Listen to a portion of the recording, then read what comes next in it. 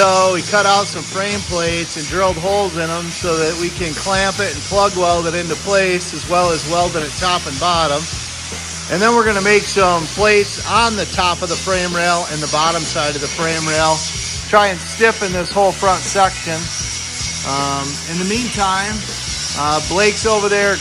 We cut bracketry and stuff off of that rear axle that was all set up for the JK coil spring suspension, and getting it all prepped so that we can install the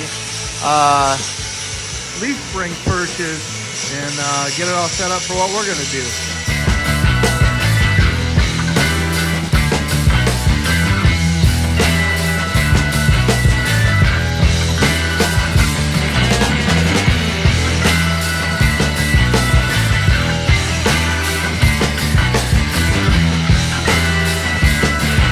So I came home from work today and I just been working on kind of playing with the rear axle stuff. So I picked up some more grinding discs so I could finish grinding all the unnecessary bracketry off of that rear axle housing again.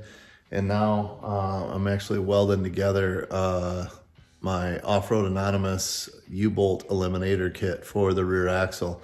So I'm gonna work on that, get the other half of that welded up, and maybe we'll get the axle underneath the leaf springs and put some pressure against it and just help me get a rougher idea, a little better idea, I guess, on where things might sit. All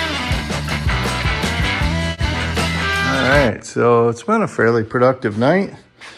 I have the rear axle kind of tacked and mocked into place under there.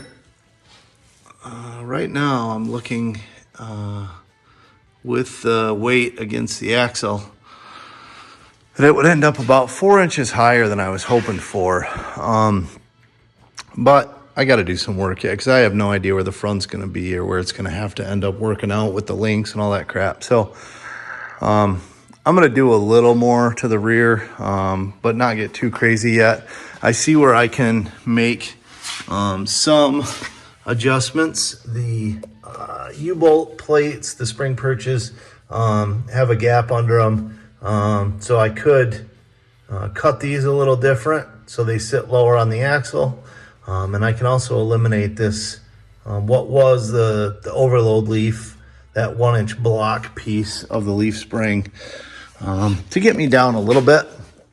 The shackle length right now, I'm mocking it up with a 6 inch, which is about as short as you really want to go.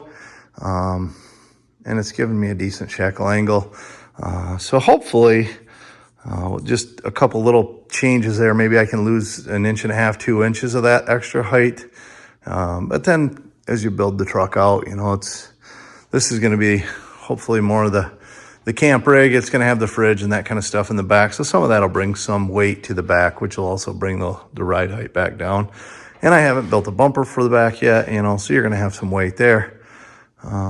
So all in all, I guess we'll just see where it ends up and we can fine tune it in the future. But pretty exciting stuff.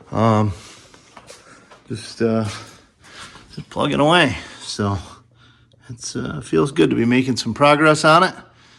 And again, look forward to any input. Not by any means a professional truck builder or anything like that. Just something I'm doing for fun. And hopefully it works out.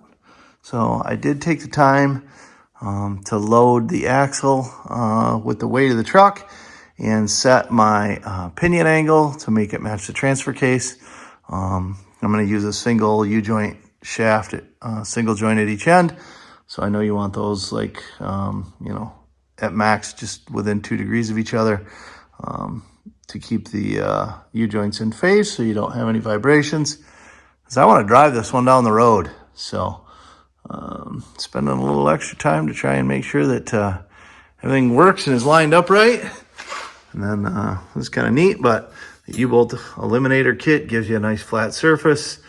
So we can make sure we get some bump stops and stuff in here and all the things to make it a good solid rig. So thanks for watching. We're going to keep plugging away.